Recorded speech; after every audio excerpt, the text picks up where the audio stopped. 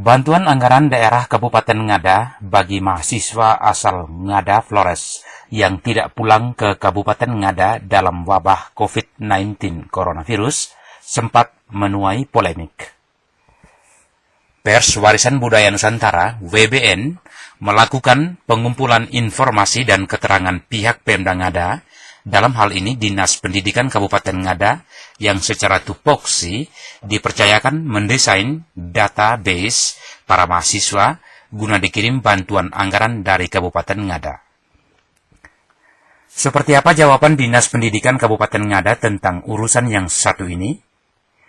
Berikut sari wawancara tahap 1 Pers Warisan Budaya Nusantara, Redaksi Cabang Provinsi Nusa Tenggara Timur, Aurelius Doo, dalam petikan keterangan Kepala Dinas Pendidikan Kabupaten Ngada Flores, NTT, Dr. Andus Vincentius Milo, MM. Selamat mengikuti.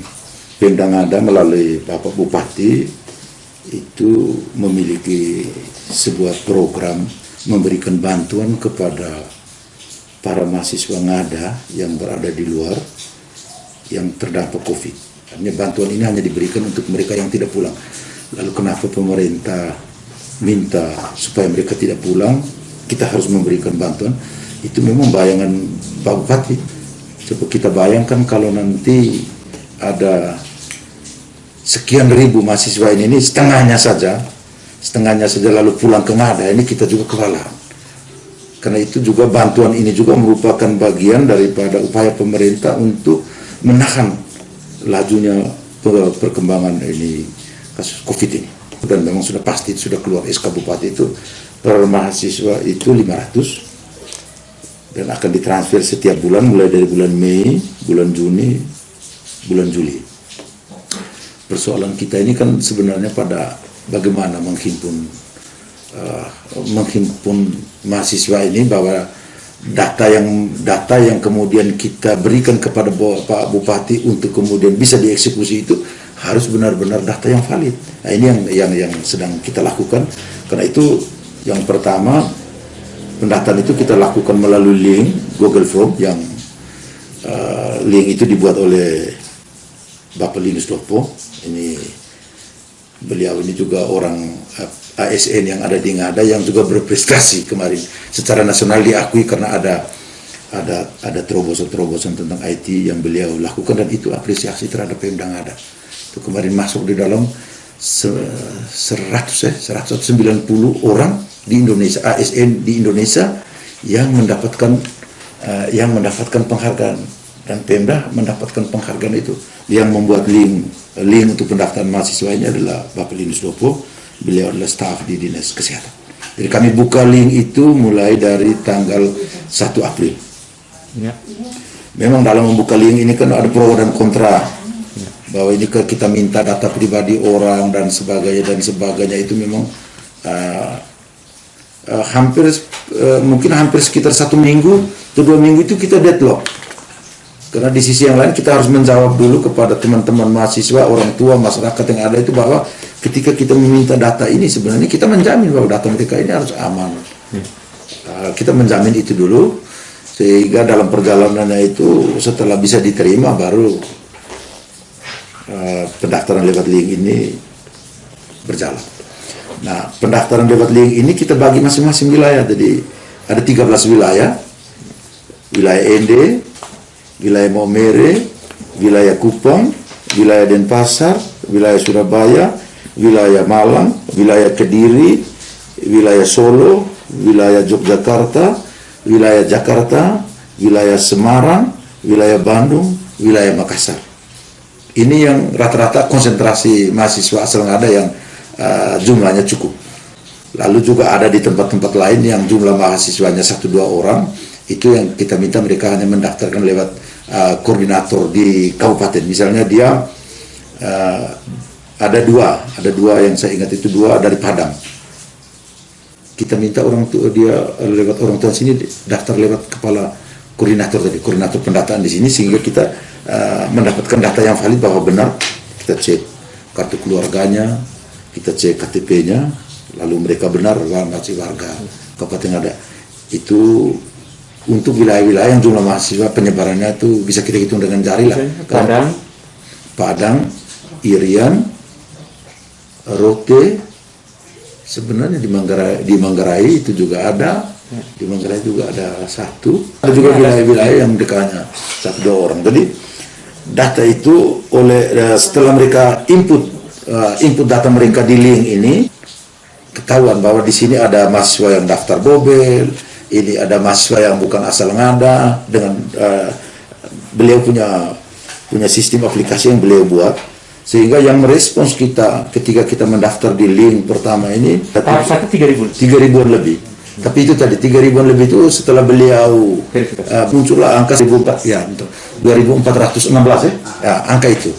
Lalu angka itu kemudian kita kembalikan kepada masing-masing koordinator ini untuk mereka melakukan verifikasi benar tidak.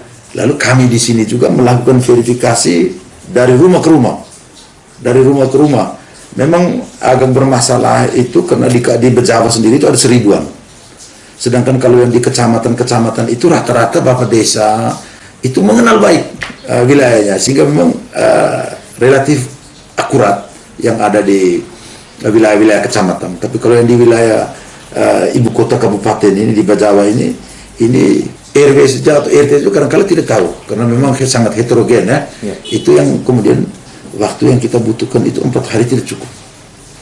Itu untuk 4 orang. Jadi 4 orang itu dari 1000 itu mereka bagi 1 orang 250. Nah ini mereka harus datang dari Bejawa ini mulai dari Bolonga sampai di Wawawai sampai di Langa sampai di Budonomolo sampai di Faubata. Verifikasi faktual kita lakukan dari rumah ke rumah.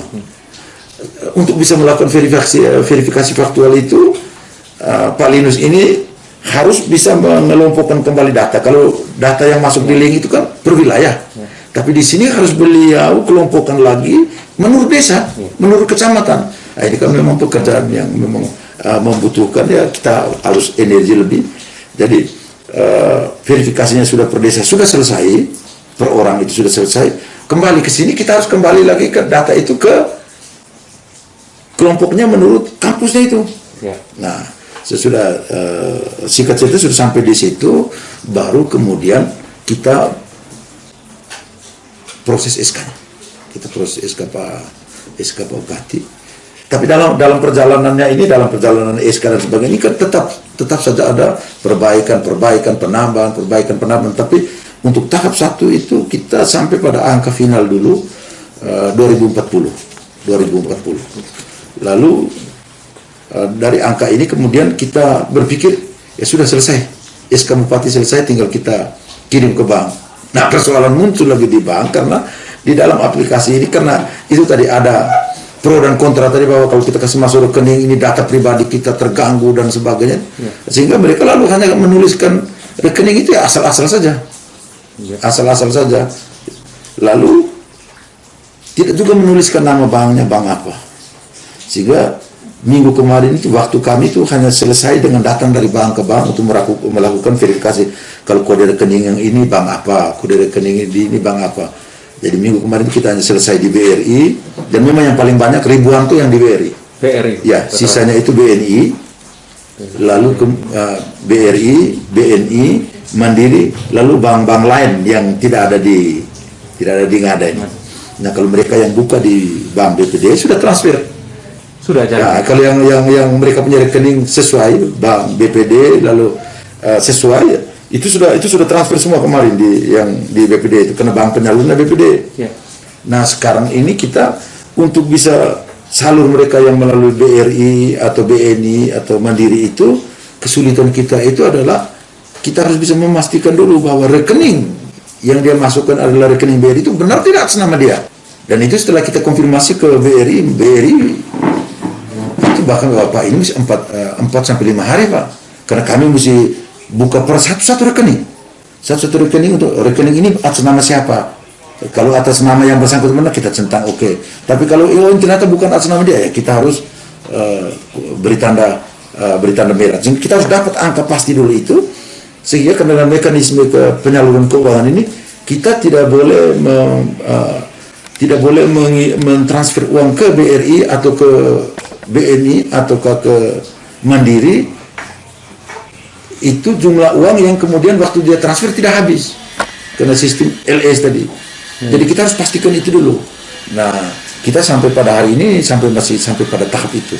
Jadi kita harapkan semoga besok itu kita sudah bisa menyerahkan ke BPD untuk data-data terpilah daripada masing-masing mahasiswa untuk nomor rekeningnya, karena kita sudah minta juga mereka untuk para koordinator itu melakukan pendataan ulang nomor rekening, perbaikan nomor rekening.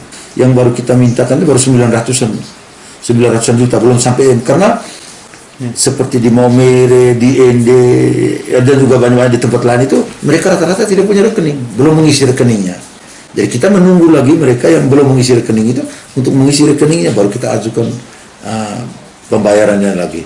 Ini memang kita kadang-kala kita berpikir kita oke, tapi ternyata kita ke bank juga punya mekanisme mereka bahwa Pak, kami tidak mungkin melakukan transfer uang kepada orang yang nama penerima dan nama rekeningnya berbeda, Pak, karena pemeriksaan kami juga yang kemudian temuan seperti itulah. Ini gambaran tentang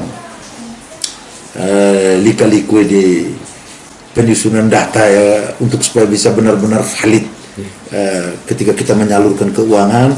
Kita yang mengatur ini juga terhindar dari kesulitan di kemudian hari. Mereka yang menerima ini juga benar-benar orang yang berhak. Jadi yang kita verifikasi itu yang pertama, mahasiswa itu benar. Dia yang pertama itu kita harus pastikan dulu bahwa dia benar-benar mahasiswa. Kita perlu juga melakukan semacam sortir data, jangan sampai ada pendobelan. Lalu yang paling pasti itu mahasiswa itu masih ada di tempatnya atau sudah pulang. Kalau dia sudah pulang, otomatis dia tidak berhak untuk menerima. Lalu dia harus ber-KTP Ngada. Kalau mahasiswa dia orang Ngada tapi dia bukan ber-KTP Ngada, itu sudah pasti tidak boleh mendapatkan bantuan. Karena tidak mungkin Pemda Ngada membiayai orang yang bukan orang Ngada. Juga termasuk walaupun mereka KTP Ngada tapi mereka tidak berdomisili lagi di Ngada, itu juga tidak boleh. Orang tuanya orang tuanya tidak berdomisili lagi di Ngada, berarti dia bukan orang Ngada, dia sudah bukan penduduk Ngada. Sehingga itu pun juga yang masuk di dalam poin-poin yang kita lakukan verifikasi. Jadi itu saja terkait dengan bantuan mahasiswa ini. Memang kami banyak mendapatkan semacam kecaman terkait dengan ini tidak cepat.